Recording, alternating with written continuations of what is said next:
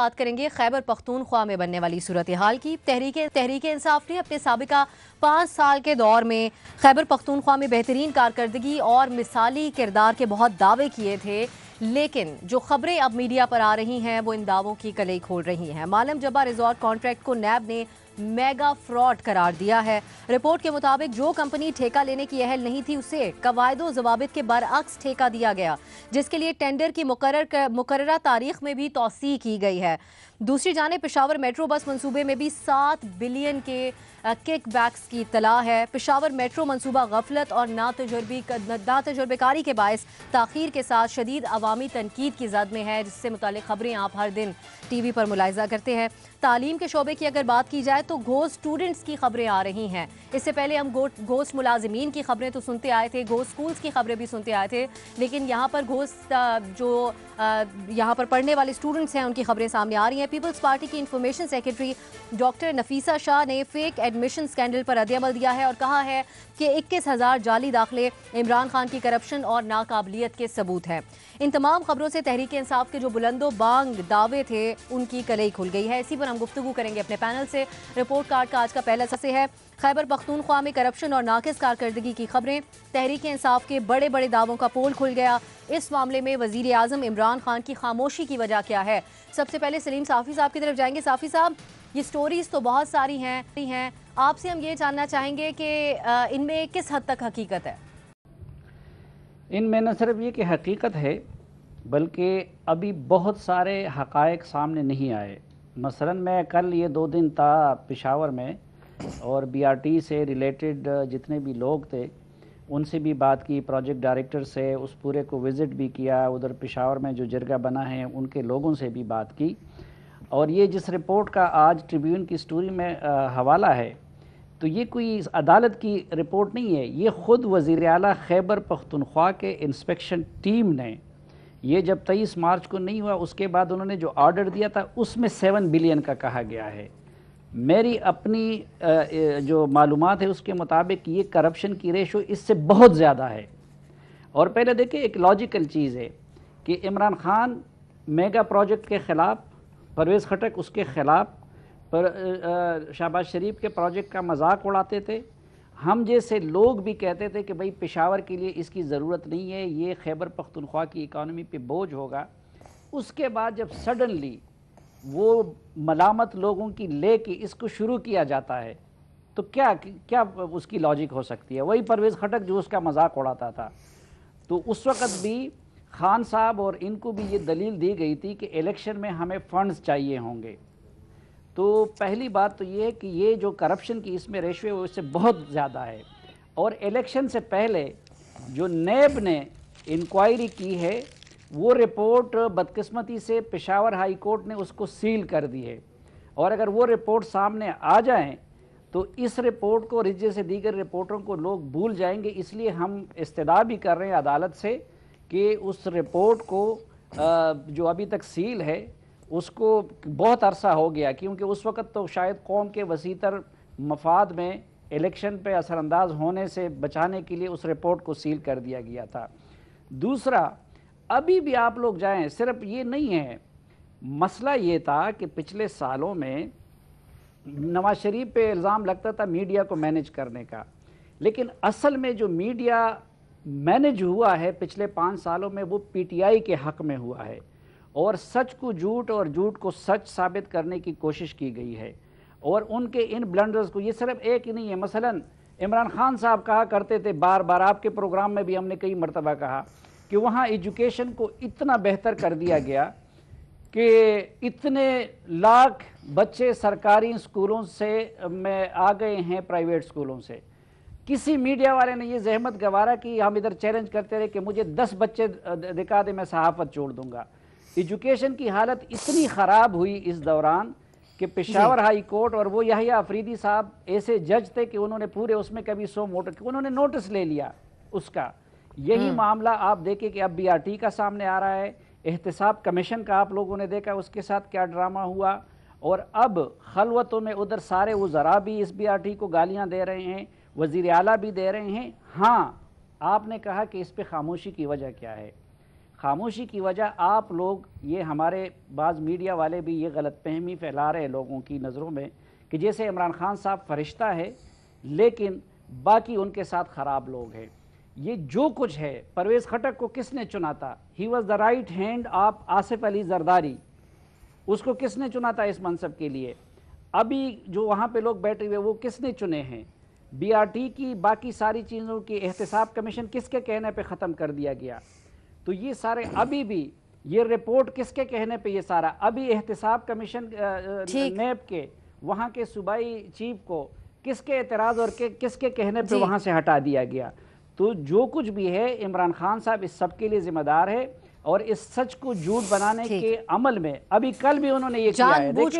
آج بھی وہ صوبہ یہاں سے چلا رہے ہیں. دیکھیں آج وہاں وزیر اعلیٰ ڈمی ہے، وہاں تو ایک 3-4 حکومتیں الگ ہیں. ادھر سے اعظم خان صاحب صوبے کو چلا رہے ہیں جو ان کے پرنسپل سیکرٹری ہے، ارباب شہزاد ہے، اور 2-3 دنوں سے انہوں نے افتخار درانی کو خیبر پختونخوا حکومت چلانے کے لیے ادھر بھیج دیا. وزیر اعلیٰ کو کہہ دیا کہ آپ کے سب محکموں کی نگرانی یہ کریں گے. آپ ذرا افتخار درانی کی ہسٹری دیکھ لیں، وہ فردوس عاشق اعوان کا فرنٹ مین تھا، اور اس بندے کو پہلے لا کے انہوں نے یہاں لگا دیا، اب جا کے پوری صوبائی حکومت کے کاندھوں پہ ان کو بٹھا دیا. تو یہ سارے ڈرامہ بازی اور اس میں بڑے اچھی طرح کامیاب ہوئے ہیں کہ پچھلے KP کے بارے میں لوگوں کو گمراہ کرتے رہے.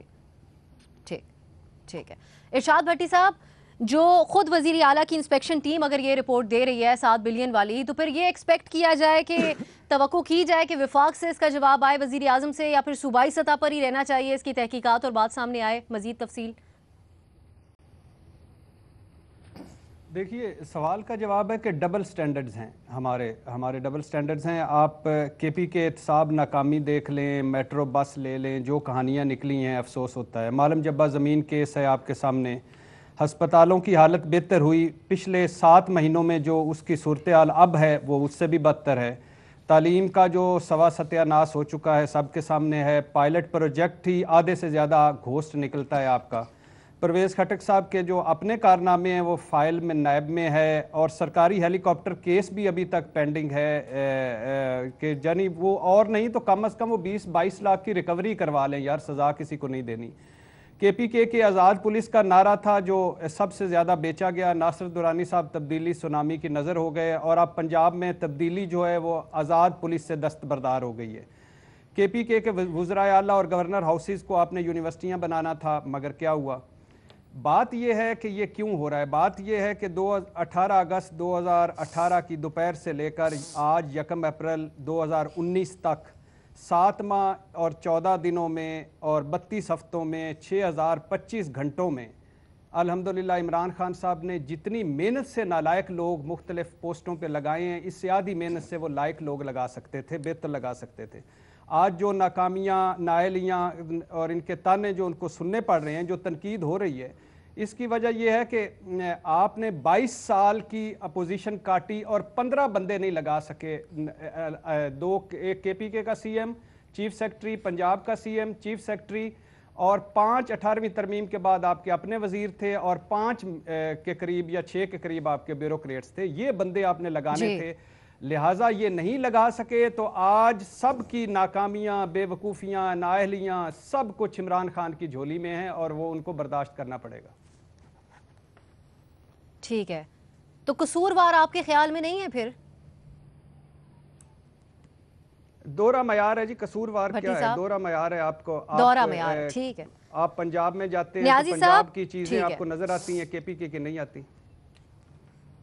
نیازی صاحب، یہ کتنی پریشان کن بات ہے جس بات پر ہر اینگل سے گزشتہ حکومت پر تنقید کی جاتی تھی، ان کے پروجیکٹس کے نام مذاقیہ رکھے جاتے تھے جس طرح کہ جنگلہ بس وغیرہ. تو اب آپ کے خیال میں اس چیز کے اوپر عمران خان صاحب کیوں خاموش ہیں؟ تحریک انصاف براستہ عمران خان یا عمران خان براستہ تحریک انصاف، آپ اس قبیلے کی کن کن صفات اور خوبیوں سے انکار کرو گے؟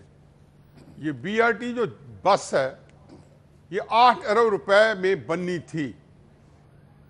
چھوڑ دیں گے اس کے اوپر پہلے کیا خیالات تھے، اور پھر کس طریقے سے ان کو جو کچھ کہا گیا، وہ اردو کا محاورہ ہے کہ جیسے تھوکا چاٹنا، تو کیا کیا انہوں نے نہیں کہا، اس کے بعد ان کو بنانی پڑی. پھر 8 سے پتہ چلا کہ اصل بنے گی 28 یا 30 ارب سے، اور پھر جب PC1 PC2 تیار ہوئے تو یہ 40 ارب تک پہنچ چکی تھی یا 45 ارب تک پہنچ چکی تھی، اب 100 ارب تجاوز کر گئی ہے۔ یہ اس کے اندر وہ کہتے ہیں نا کہ BRD کے بارے میں تو ہمیشہ کہتا ہوں کہ پھر ایک اردو کا محاورہ ہے کہ غریب کی جورو سب کی بھابھی۔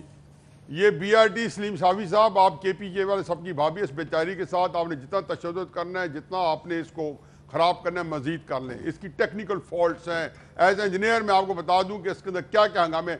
یوٹیلیٹیز کے اندر ان کو 2 دفعہ روڈ کو دوبارہ توڑنا پڑے گا، جس سے انہوں نے ایمبیڈ کر دی یوٹیلیٹیز کو۔ گھوش اسکول کا سلیم صافی صاحب نے بتایا، ان کے اپنے ایک پروگرام میں انہوں نے ڈنکے کی چوٹ پہ کہا کہ 22 کروڑ 23 کروڑ کی چائے نہیں ہوگی، شہد اور زیتون ہوگا، کیونکہ 3-4 لاکھ روپے 2.5 لاکھ روپے ڈیلی چائے پہ نہیں خرچ آتے، جتنی مرضی لیوش ہائی ٹی کرا لیں، اور جب تک زیتون اور شہد اس میں شامل نہ کیے جائے۔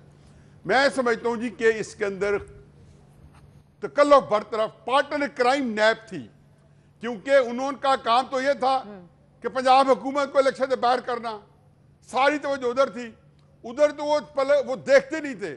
اور ہمارے بڑی عزت و احترام کے ساتھ جو سابق چیف جسٹس سے جب تحریک انصاف کے ساتھ فنڈ ریزنگ کمپین میں دنیا کے کونے کونے پھر رہے ہیں، اور بڑا ایک جس کو کہنا چاہیے کہ پہلی دفعہ ان کو آزادی سے پھرنے کا موقع ملا ہے، انہوں نے کیا نہیں کیا۔ تحریک وہاں پہ جا کے وہ کہتے نا پیٹ آن دا رسٹ، تحریک وہ KP جاتے تھے، 1-2 دفعہ گھنگلوؤں سے وہ کیا شلغم سے جو مٹی ڈالنے، پنجابی میں کہتے ہیں گھنگلوں تو مٹی جانے لگی، پنجاب پر وہاں پہنچتے تھے، ایک آدھ بات کرتے تھے، یہاں آتے تھے پکڑ کے اٹھا کے ٹھیک کیا، LI جیسا ادارہ تباہ کر دیا، جو ایک یہ جس کو کہنا نگینا ادارہ تھا، بڑے سے بڑے پاکستان میں کوئی بہت بڑا ادارہ بن رہا تھا، جہاں کی ساری کمپنیوں انہوں نے سٹینڈ سیل پہ لے کے آئی۔ کرپشن ملی یا نہیں ملی؟ آشیانہ اسکیم جس کے اوپر پلک چھپتے کے شباز شریف کو اندر کر دیا۔ الیکشن جیتنے کے لیے سارا گھراک ڈنڈا تھا، باقی سسٹم نظام ایز یوزول جیسا تھا ویسا ہے۔ نیائی صاحب بالکل آپ کا پوائنٹ آ گیا۔ حسن صاحب آپ کے خیال میں کیوں خاموش ہے عمران خان اس سب پر؟